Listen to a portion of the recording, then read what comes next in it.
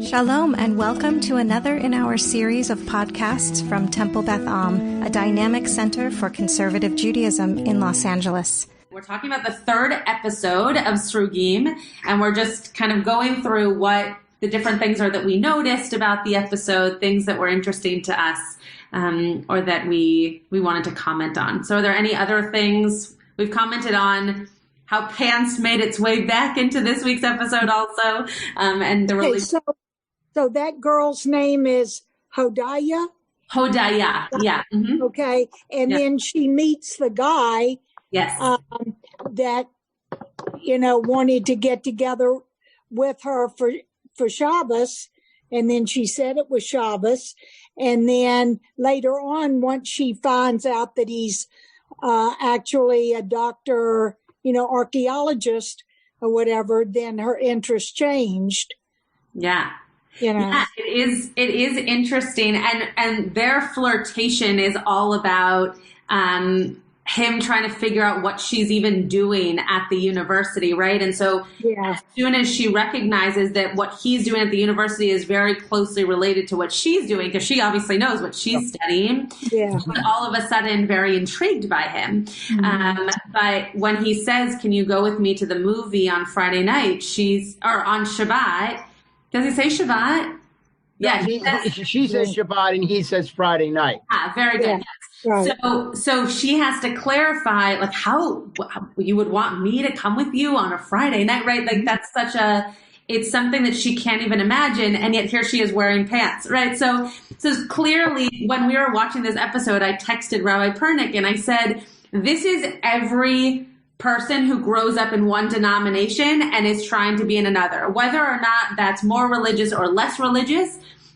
It is every person's kind of mental game to have to play as to who am I on the outside versus who I am on the inside, and how do those two things conflate? Heather and I were talking about this actually earlier today.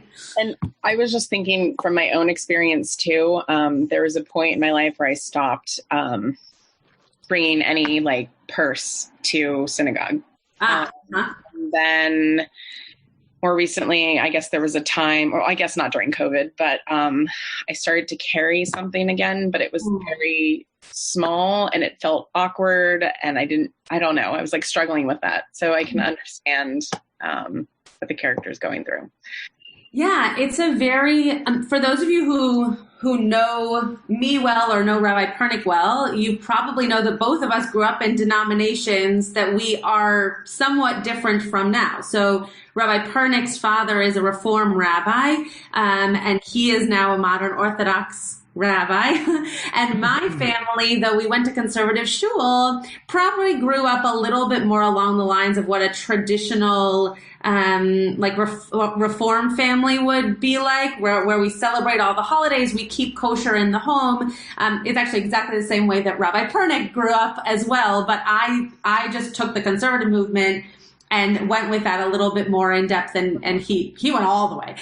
He went to the modern Orthodox movement. So it is interesting, and I think for the two of us, we had a good time discussing how it definitely is something that we still, even as rabbis, we still grapple with in terms of how do I look on the outside versus what I practice and know about myself on the inside. And those two things are not always the same. Similar with Hodaya and how she prays and how she is still Shomer Shabbat, but is grappling on the outside with the fact that she doesn't come across that way at all. And so people are often surprised. Could we talk for a second about the teacher? I was disappointed in him. He's supposed to be fairly modern Dati, not Haredi by any means, but modern Dati. And here he goes and he proclaims that he's married. I'm glad you brought that up, Michael. It's actually going to be the topic of conversation for today. Rabbi Pernick was very excited about discussing this. So even though I'm not here, and I realized I still haven't changed my name from his, which I think that's okay.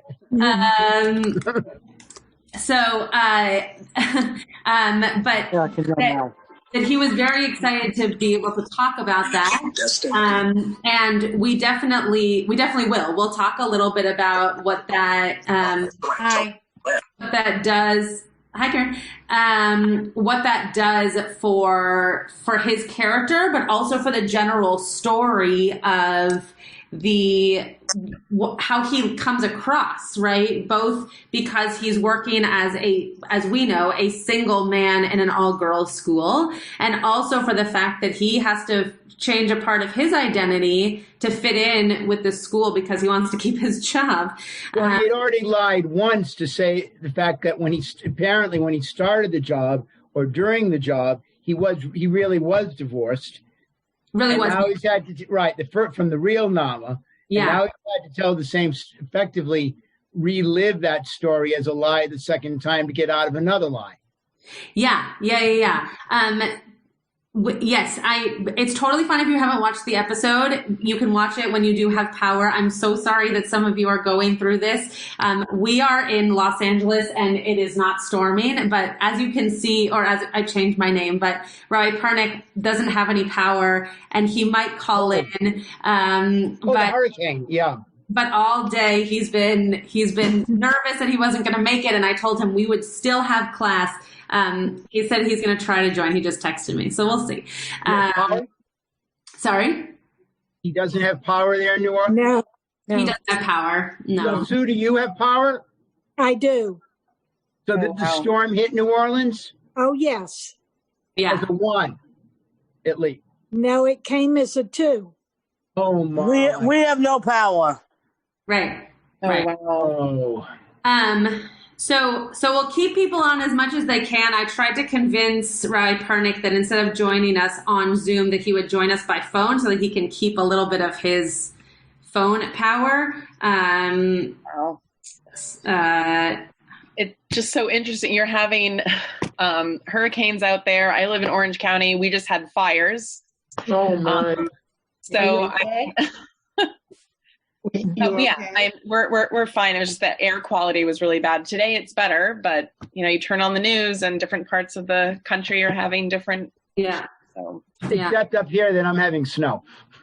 Exactly. Okay. It's funny because I just heard from a girlfriend that used to live here that's in Los Angeles saying how I'm doing. Yes. Yeah. So any other thoughts about the episode? We'll get back to yours, Michael. That will be like the majority of the conversation. So I'm not brushing it off, but we'll get to it. Any other thoughts on the episode? Yes, Karen?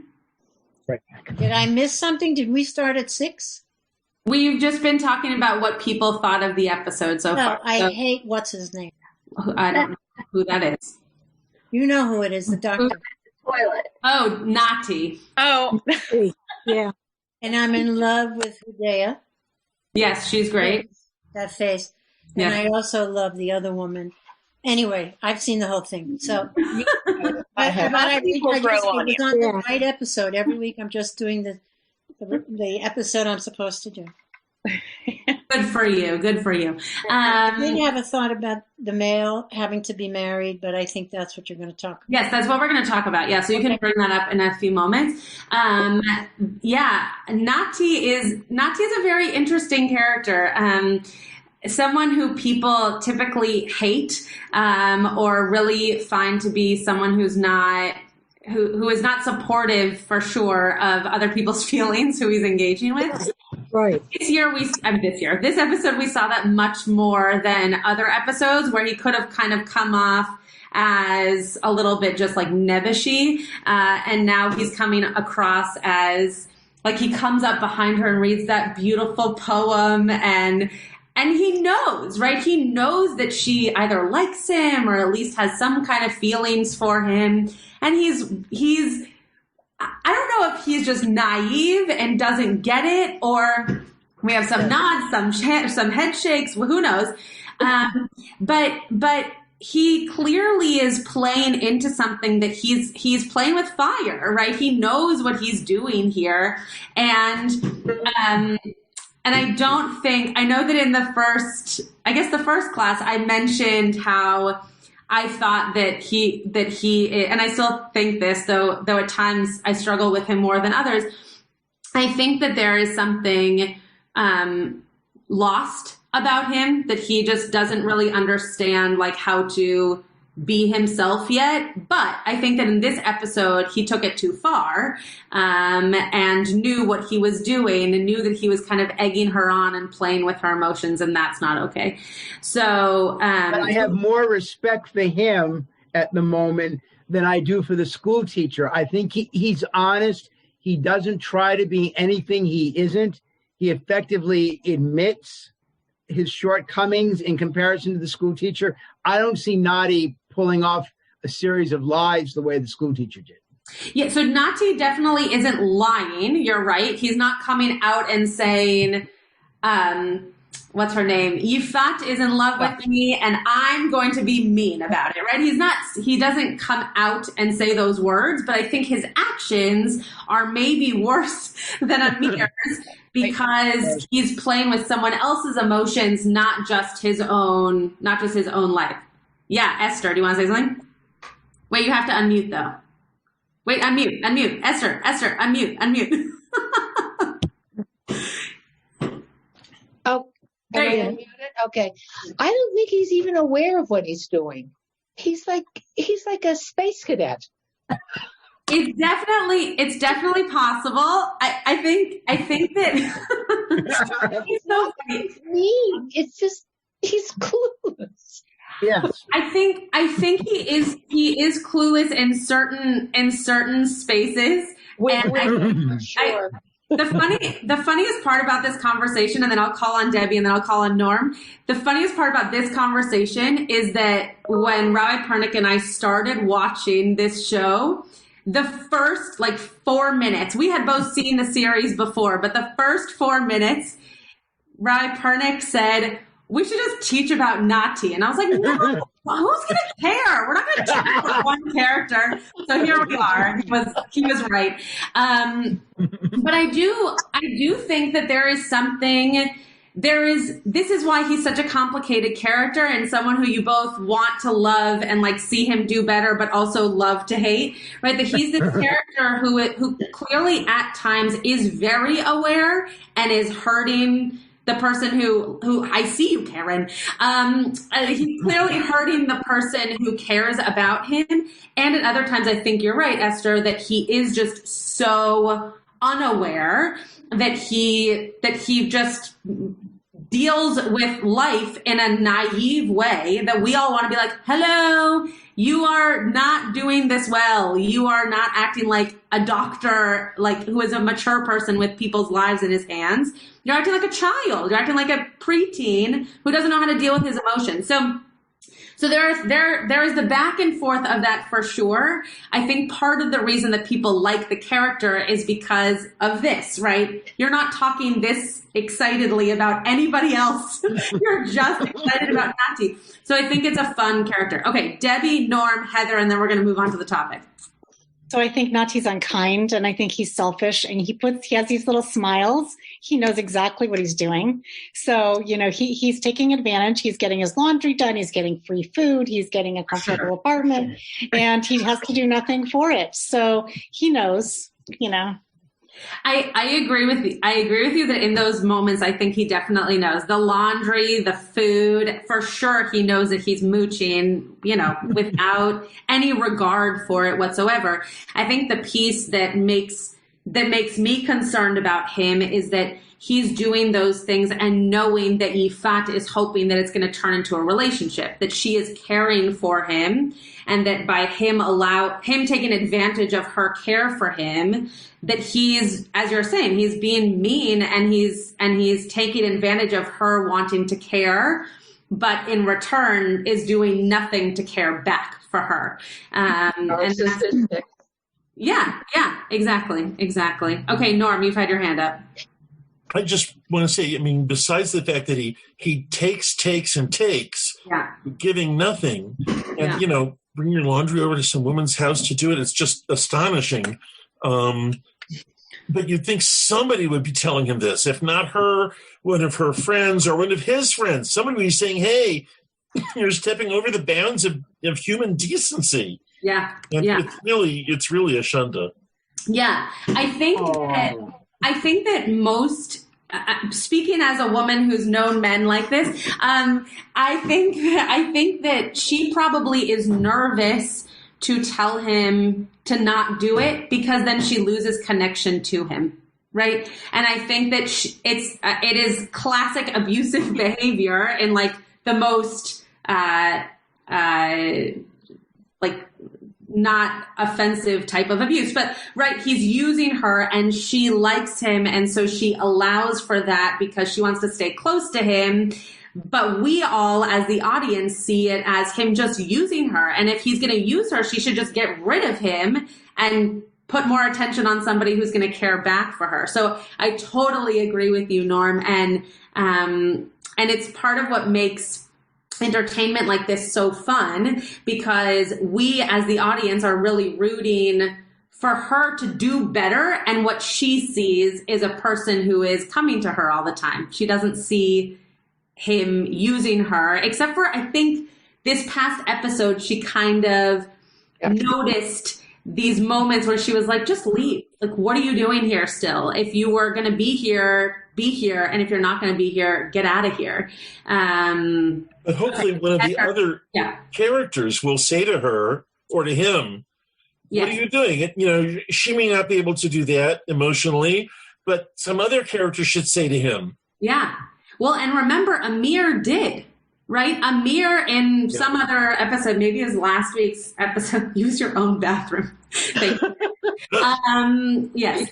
That in some episode, I think it was the first episode actually, where Amir is sitting with him and they're talking about how he went over to Yifat's house and she fed him and let him do his laundry. And Amir is talking about how he helped Reut with her bed. And they're both talking about, is that because these women are into us and they both have these kind of naive ways of thinking about it and men will be men. And so they're not really sure like what's going on, but they just kind of assume, we'll just keep doing what we're doing. But Amir actually says, no, there's no way that that's the case, but I'm done with this. When she's done with the bed, like that's all she needed me for. I'm not going to continue. Whereas Nati obviously continues. So we need more characters to stand up to him like that for sure. Okay, Heather, and then we're gonna Sue, and then we'll move on. Okay, Heather, and then Sue. Okay. Wait, hold on. Sue, okay.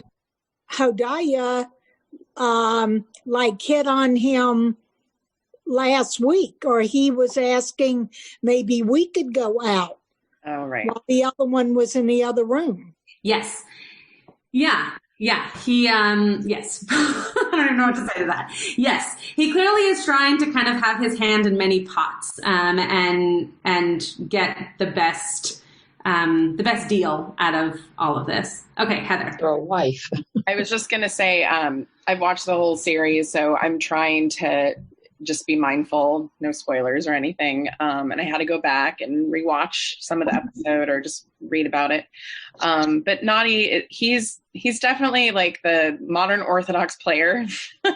And it took some time to learn to like his character. But I think with Amir, he's trying to do the right thing, but he's just not very assertive. And so you feel for him too. Like he wants to do the right thing. And I think you'll see his character, like all the characters they develop over the series. Yeah. I appreciate you bringing that up, because I think that we're going to talk mostly about Amir, and you see the difference in these two characters, that they both are, something just fell off my wall and that really scared me.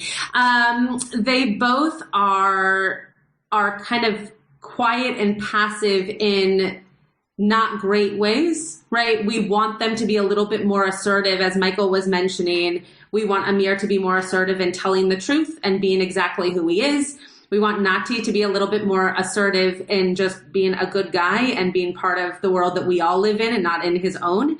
And we want to see these characters grow into mensches, right? We want them to be good people. And yet I think that in both of their cases, they're really real characters, right? Like, not that they are actually themselves in real life, but they are portraying very real personalities that we've all come across, right? The person who can't get over the fact that he isn't who he used to be, right? And now he's divorced, and so his life just looks really different. And Nati, this very, I don't know if he's well known, but he's a great doctor and very established in his life outside of his relationships, and yet cannot figure out a way to be in a relationship to save his soul.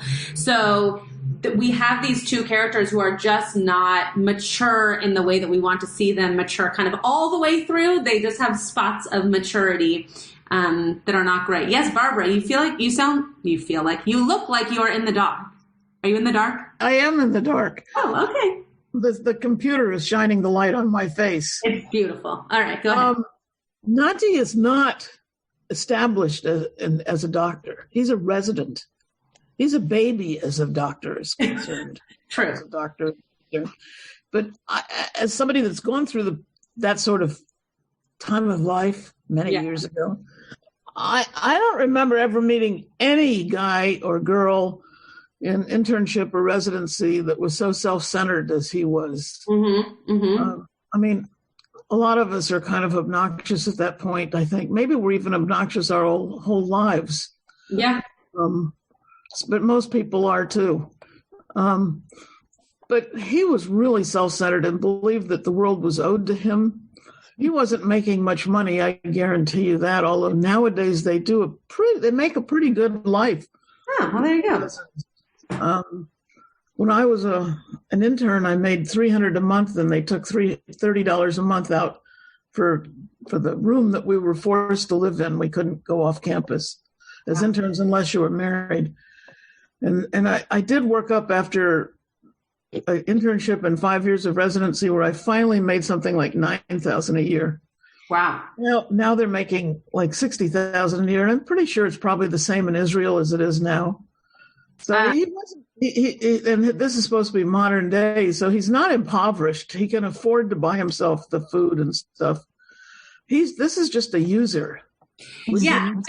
So I think you're right, and I think that others have said very similar things. I think that he is definitely using her. I think that, as we saw from his own apartment, he is not taking care of himself in the same way that someone else could take care of him. And yet he's not doing a very good job of figuring out how to have an established relationship so that when he finds that right person, he can actually move on to mutually take care of one another as opposed to just need her to take care of him. But you brought up the point about him being single, and that's actually what we're going to talk about today. I'm sorry that Rabbi Pernick is not here yet. Hopefully he's going to. Hi, Annette. Hopefully he's going to join us on the phone. For those of you who don't live in New Orleans, which is the majority of you, there is a strong hurricane going through where he is right now, and so he has no power. And so he's safe and fine and all those things, but just trying to save the power that he has left. And so I told him I would do the class, and hopefully he can join us at some point. Ironically, the topic for this class was one that he was very excited about, and I was not as excited and a little bit more trepidatious about. But he was adamant that we should talk about this. So, may I ask you a question? Yes. I don't know who's talking. I'm Annette. Oh, hi, Annette. I just couldn't see you. Go ahead. I know who you are. I actually have gone quite a bit ahead. So can you tell me a little bit about what chapter you're following? Yes. Yeah, no problem. So we're in episode 3 right now, and episode 3 very much talks about Amir and his job at this school where... Okay, all right, I got it. Okay, great. where Ruth has to pretend to be his wife. Exactly. That's exactly right. So we're going to talk a little bit about that. That's what Rabbi Pernick really wanted us to speak about, was what it is like to be, especially in a more traditional setting, a person who is not partnered and working in the world. Both for Amir, it's that he is a single man working at an all-girls school, and you actually hear the teacher, the head of the school, say, you know, this is why we hire men who are married, because we know that you're going to be upstanding and good and all the rest of it, mature and all those things. And somehow he then feels like he has to be married to keep his job, because if he's not married, somehow his world changes. And all of a sudden, now being in a world where he's teaching as a single man to other women, it's a very different experience, both for them and for him. So we see it come up quite a bit. It comes up obviously in this major lie that he starts out by playing and then ends up going back to the headmaster and saying, we're getting a divorce, which is also a lie, but at least it gets him out of the school thinking that he's married. And what he finds out is that they're actually totally fine with the fact that he's not married, because they know that he himself is an upstanding and good teacher and someone who will be supportive of the students no matter his marital status. So we wanted to talk a little bit about this because it clearly is different in different denominations and also for the different genders. This is Rabbi Pernick, I think. Let's see. Josh? Great. Okay. Hold on. Josh? Or Josh. I'm here, but I don't hear anything. Okay, very good. Oh, now I hear you. Oh, okay. Hi. Josh, So I just introduced this topic that you were very excited about. So do you want to start off? Sure. But one of the, and sorry that I'm, not visible today, but still have no power. So doing what we can. But one of the sort of the key topics in this episode, in episode 3, deals with, working in a professional context within the frum world for someone who isn't married, right? Or is divorced in this case, and sort of needing to figure out what to do, potentially, well, I'm blanking on his name. Amir. Amir, thank you. That Amir, actually risks losing his job as a result of sort of his marital status. And I think it touches on something that, Rabbi Schatz and I were talking about that I think is interesting and common, certainly, about sort of the interplay, I use the word coupling, kind of ironically, of personal and professional responsibilities in many ways within, I think in the Jewish professional world. In this case, Amir is teaching at a girls' high school, and it's simultaneously understandable at one level for the school to say, we want a male teacher who's married because we're worried about, both Marit Ayin, about it appearing problematic, but also potentially being problematic. Having, a young male teacher, unmarried, teaching these, young women, but who are teenagers. And at the same time, it sort of creates perhaps an unfair professional burden on people like Amir, that because of challenges in their personal life, because he's going through a divorce, now he risks no longer being able to work in the field that he was trained to work in. So I thought this is something that's certainly very real. I know it actually professionally, like for me, actually, our synagogue, Beth Israel, violated their bylaws in hiring me because I'm not married. And our bylaws specify that the rabbi needs to be, the bylaws go back to like the 1870s, but they state that the rabbi needs to be married and unshaven. And no, so, not unshaven. Oh yeah, unshaven. Yeah. Married and unshaven. So, they chose to violate their bylaws and change the bylaws in order to hire me as the rabbi.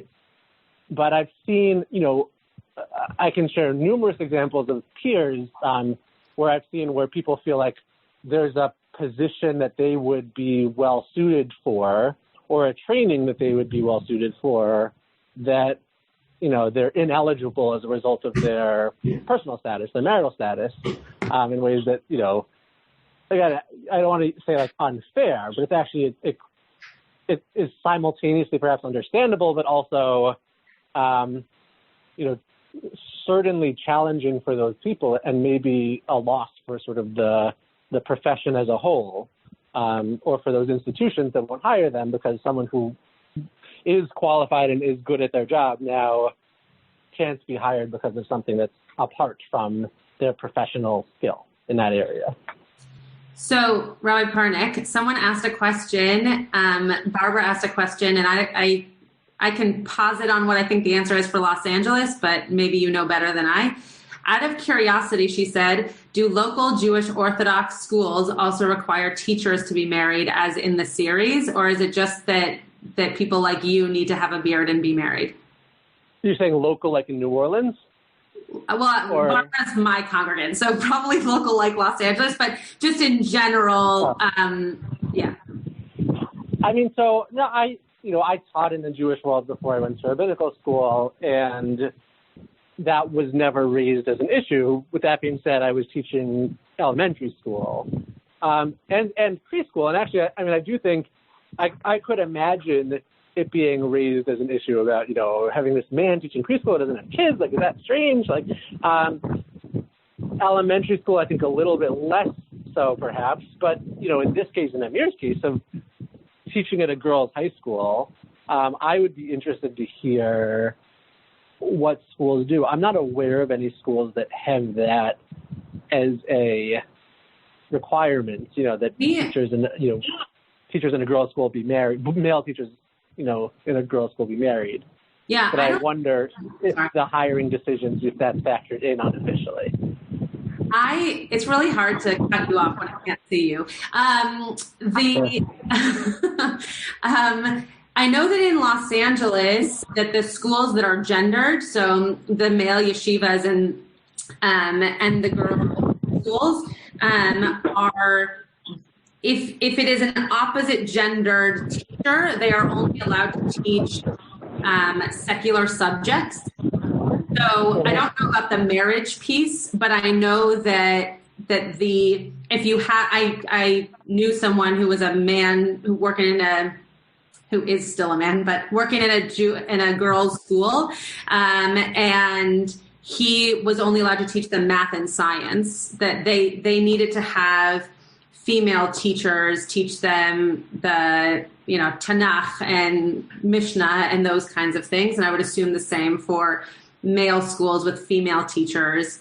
Amir is teaching a secular subject. I don't remember actually what he's teaching. He's teaching grammar. Oh, he's teaching grammar. Oh, wow. Yeah, Hebrew grammar, 7th to 9th grade. Okay. Renee has her hand up, Rabbi Pernick, so hold on one second.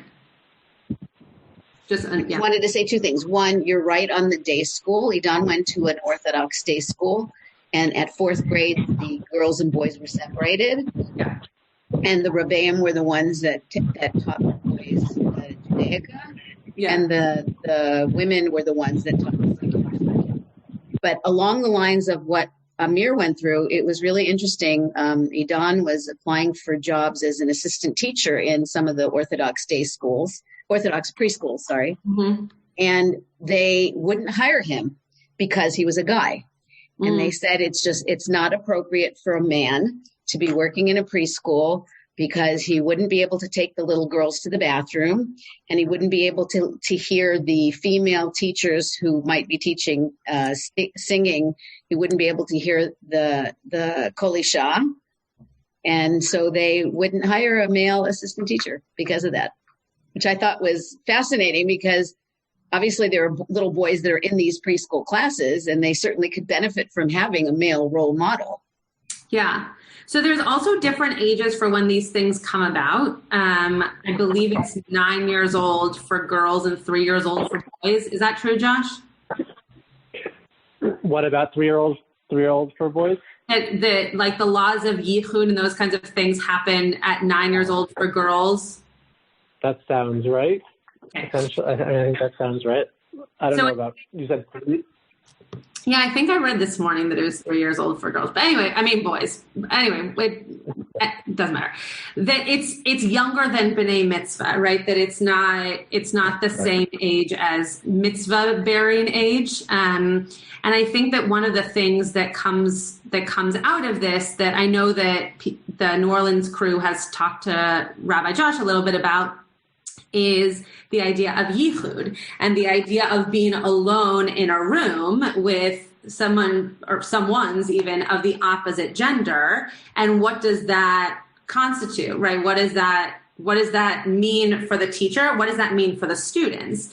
And for me, when I was watching the episode, that was the first thing that came to mind when he said, when the headmaster said, this is why we hire married teachers, because he might not be looking upon his students as potential partners, which of course, when you're in a preschool classroom is not the case. But when you're in a high school, if you're in your early 20s, which he is, you might be in that world. One of the things that I read, and then I'll let Rabbi Pernick speak. One of the things that I read is that Rav Moshe Feinstein, who is probably one of the most prolific halachists, a rabbi who's writing a lot of halacha for our day and age, talks about how teachers are actually permitted, teachers and doctors are permitted for a man to be the teacher of girls, if he's married, even if the woman is not in town.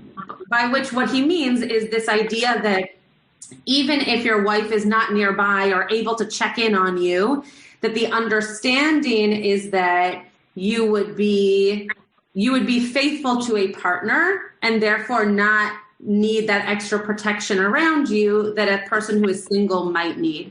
So I just want to throw that yichud piece out there because I know that we're not talking about that specifically, but it is a piece of everyone's consideration when you have a male teacher in a female setting. Right, Pernick, did you want to say something? Sure. And sorry, who was just saying about their son who was trying to get a job as an assistant teacher? Renee. In Orthodox. Renee was saying that. Which I think is an interesting point. I mentioned, so when I was in college, I taught at the preschool on campus as like a work study job and got preschool teaching certification from that. And then ended up using that to teach preschool for a year in Charleston. And I think just the way things played out, the different classes had very significantly different gender breakdowns, coincidentally. And the 3-year-old class had 14 boys and 2 girls. And they said, this is a great class for Josh to teach in because there's 14 boys and it's so rare to have a male teacher in preschool, and it's something that's important. It's important for girls also, I think, but, for boys as well, to have teachers of male and female teachers in preschool for it to not seem like this is, a woman's job alone. So I hear that point that Renee brought up about them saying, taking girls to the bathroom or whatever. Like, I guess it sort of depends on the age. 3-year-olds should, at least in our school, they were required to be toilet trained, potty trained. So like, wasn't so much of a live issue. It wasn't a, significantly live issue. The point that Rabbi Schatz brings up about high school though is different. And I can see where that comes from with high schoolers for a single male teacher teaching primarily high school girls. I can see where schools would be uncomfortable with that. And, and I feel bad for Amir because Amir obviously was married. And now the idea that, as his personal life is falling apart, now necessarily his professional life falls apart as well. That, sort of like what do you make of that? And it's not because his teaching wasn't up to par. So it's a challenge. I don't think there's a right answer for it. And I think in a variety of fields, and I've seen this raised, for example, there's an organization called BASE, or BASE Hillel, which is sort of trying to be kind of like the liberal Chabad of hiring rabbinic couples to run programming out of their houses or apartments in different places around the U.S. and internationally. And I've seen this raised a number of times there. And they have, sometimes it's same-sex couples or, a variety of things. But people who have said, I think I would be really good at this and at hosting things out of my house and all of that, but I'm not married. And the organization has had to struggle with that. And at this point still says, no, it needs to be a couple. And I think, sort of these synagogues that are hiring rabbis there's that idea of the couple, a married couple with children, and sort of the rabbinic ideal. So this is, like I said, I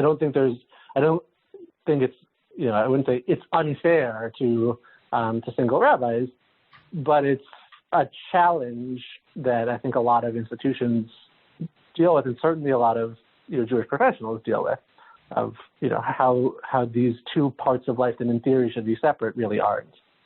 Heather has something to say. I will just say, as kind of a silly point, but also quite seriously, that when certain organizations are taking on a couple, it also costs them more, right? Because potentially they have children and potentially they need a house and all these things.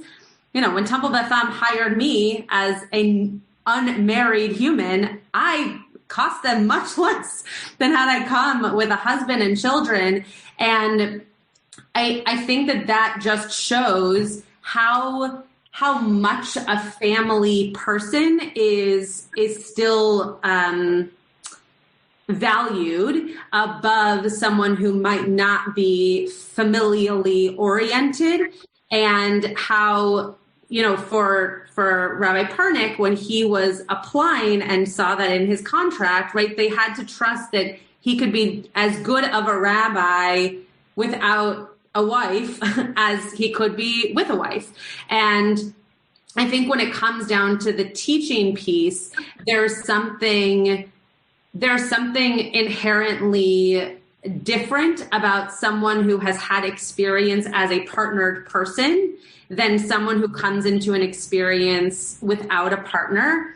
And I don't think that it is true, but I do think that it is assumed that if you are partnered, you are therefore more trustworthy in relationships with the opposite gender in this particular case than if you are single and in a situation where you are surrounded by the opposite gender. Again, in this particular case, though, I obviously would say that that's the case for people of the same gender if that's who you're attracted to. So I think it's just an interesting thing to think about as people who are engaging with two young professionals who are both not married and hopefully doing pretty well in our places of work, and to think about how different of a mindset that is than someone who might come with a family. Heather wanted to say something, and then we can see if there's others.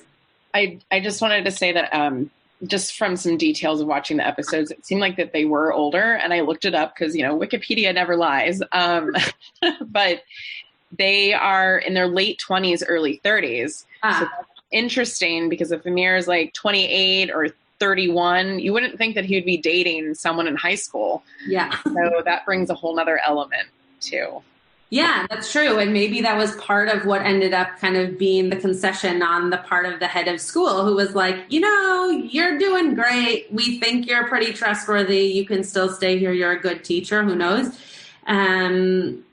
But there's still that boundary of yichud, which could be an issue if he has to meet with a student, or, in the case of Rabbi Pernick and myself, I won't speak for him. I'll just speak for me, but I assume it's the same in his situation, right? If a male congregant wants to meet with me, it's in my office, right? It's a very different experience than if a female congregant wants to meet with me in my office. Not because I'm worried about anything, but just because it is a different kind of moment when you are in an office with one other person.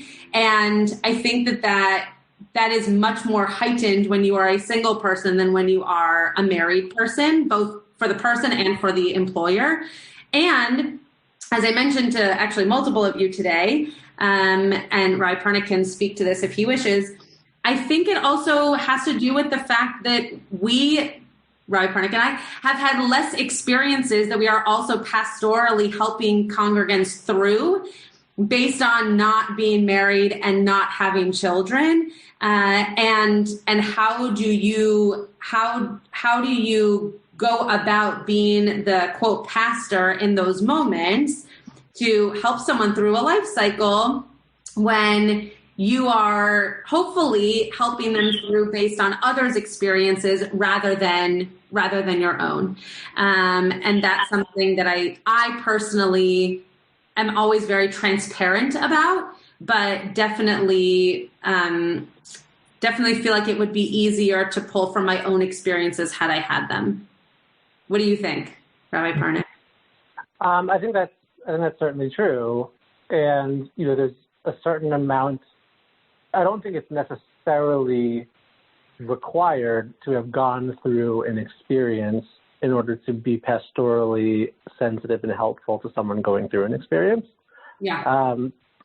I think, actually in some cases it could be not hurtful, but, there's a lot of sort of your experience that you're projecting on another person rather than just kind of coming, more neutrally. But I think, certainly that's true. There's someone going through marital difficulties without having been married. You have a very different perspective, and I think people are, I imagine, less likely to come to an unmarried rabbi, or a rabbi who hasn't been married, also, to ask certain kinds of questions like that. I think there's also the gender piece that I recognize that there are lots of areas in which female congregants probably wouldn't come to me, and that's and at the same time they might not have come to another male rabbi. They're sort of the traditional, like a traditional Rebbitzin role, which a lot of women married to rabbis don't want to play. So like that's a whole nother component as well,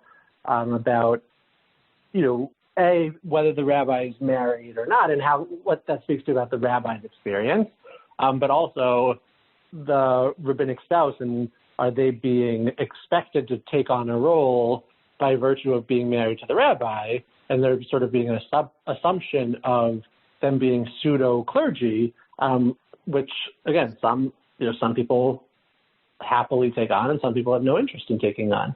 So I think those are sort of two separate points that I think are both important to be made.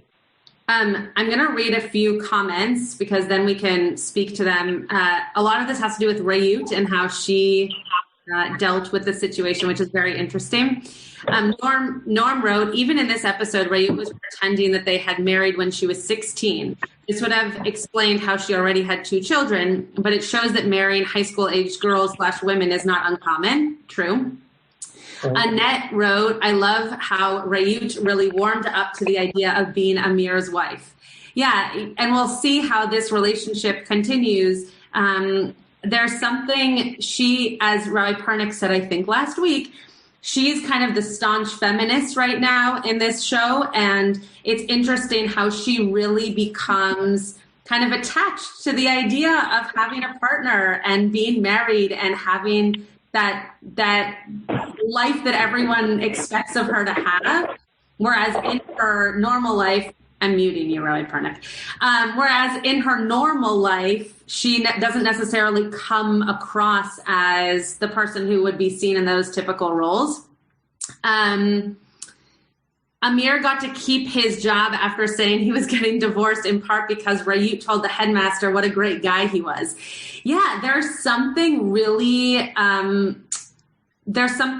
powerful about the woman behind the man in this particular episode, right? And I'm sure that we could turn it on its head, that if it was the woman with the man behind her, that she gives him a really good name. And to a certain extent, they need that. They need that to be able to know that even if he's not married, he's still a really genuine human being who can do all of this, even if there's not a woman, cooking him dinner and doing his dishes at the end of the night. Oh, thank you, Renee. Renee wrote, I would have the utmost faith to go to Rabbi Schatz with questions on any subject or relationship. That's very sweet. Norm wrote, even as a lawyer, if I'm meeting with a woman in my office, we meet in the conference room, which has a glass wall. You can tell I've been on a gazillion Zooms today. Right. Renee said they were playing house, which is always fun to do. Heather wrote, I don't blame you, Norm. As a teacher taking young kids to the bathroom, I stay outside and keep the door open. Great. So I think that we're seeing a lot of this, this experience of Rayut feeling out the life of being a partner, of being a wife, right? She gets so excited that she gets to cover her hair. And she wants to know which one to wear. And he's like, I don't care what you wear.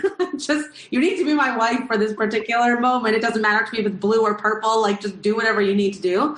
And she gets really caught up in building their story, right? When did we meet? How did you propose to me? Oh no, I forgot my engagement ring. And he's like, I don't care about any of this. None of this is real. Just be my pretend wife for the evening. And yet I think, I don't know which Mishik said this, but one of you said that she really is kind of the backbone, right? That she allows for them to believe in him as a human, not just as a husband.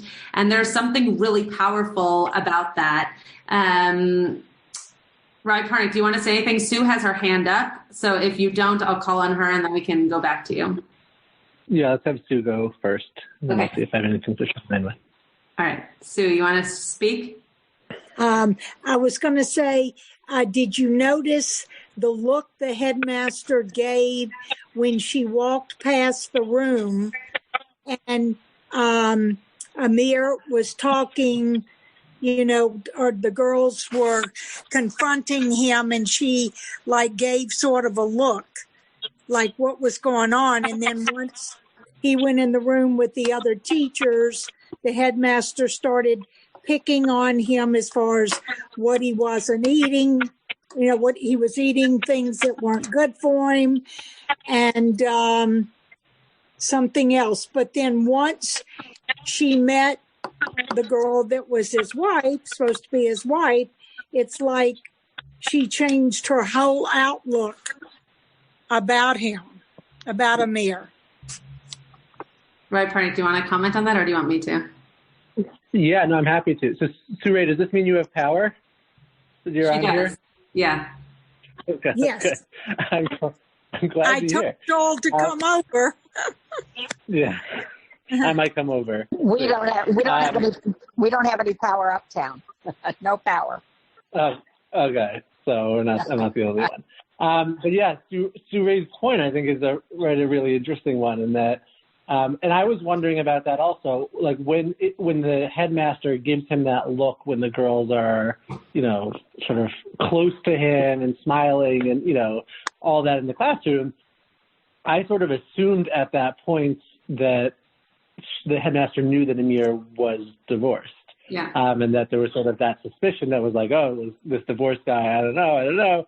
And then similarly, when she's sort of criticizing him for what he's eating, and then, but then she makes a comment about how, I don't have unmarried, male teachers in the school. Mm-hmm. And that was sort of a moment where I was like, wait, does she know that he's not married, or like what's going on here? And maybe it was her sort of expressing her doubts that that she's sort of suspicious of Amir. And then once he proved that he's married, by actually presenting his quote unquote wife, suddenly now those fears have gone away. But I agree. I thought that whole thing was very sort of interesting. And there was clearly this suspicion until the wife was presented. And even at the end, when Amir says, we're getting divorced, it's like, okay, but, like what everyone said, now that I know the woman who was your wife, or who I think was your wife, and she's like a solid person, who has good things to say about you, you must be okay. Mm-hmm.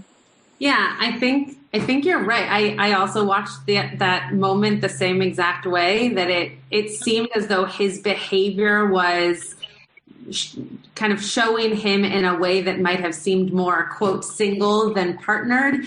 And I did wonder if she was trying to pick at him a little to see if he would say something, because even in that moment, I think the thing that Rabbi Pernick wasn't remembering, the last thing that she said was, I've never met your wife. Is she coming to our teacher gathering? And it was this moment of like, oh no, how do I get out of this? And yet she kind of knew. But it's possible we haven't yet seen him back in the classroom after his moment of kind of outing himself as a divorcee, but being able to change your behavior when you are known as a single person might be different than if you're thought to be a partnered person. Michael wrote something that I'm going to read and then we can wrap up.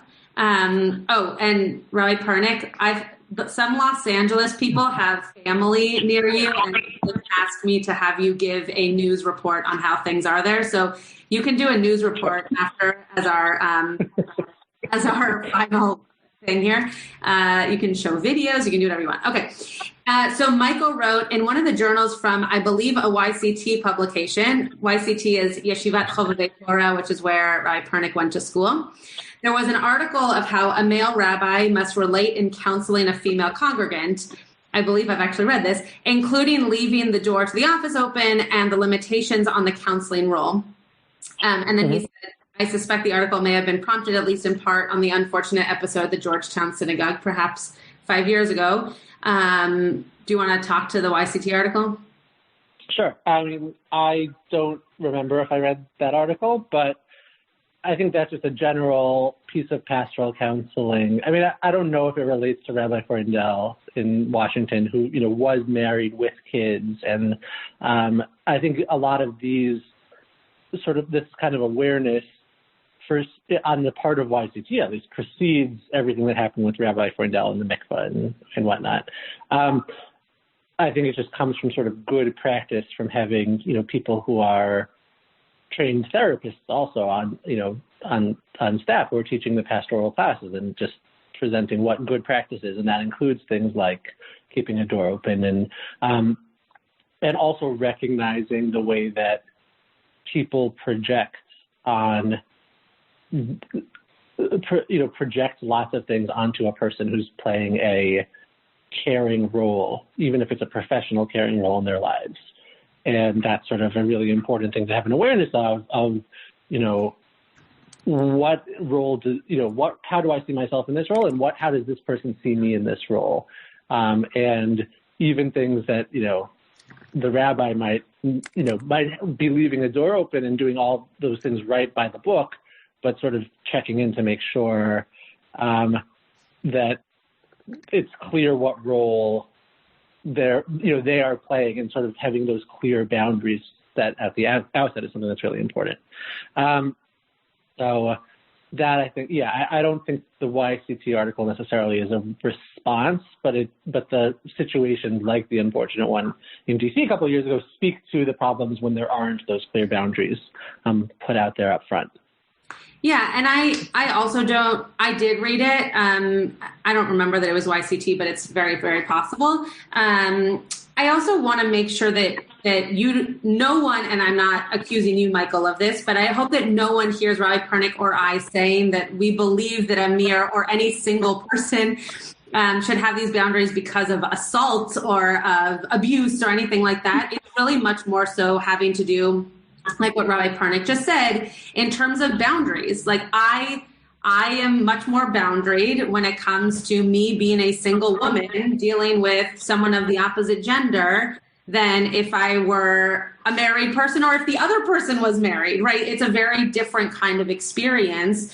And I don't believe that Amir did anything wrong. And I don't believe that these rules were put about because the assumption is that something could go wrong. But as we all know, boundaries are there so that we don't go beyond them. And so I think that things like yichud and things like understanding how status changes based on your experience as a person in a relationship or not could lead to moments where you could feel uncomfortable or the other person could feel uncomfortable. So Barbara has a final comment, and then we're going to actually wrap. And then Rabbi Pernick can give his weather update, which I'm very excited about. Yes.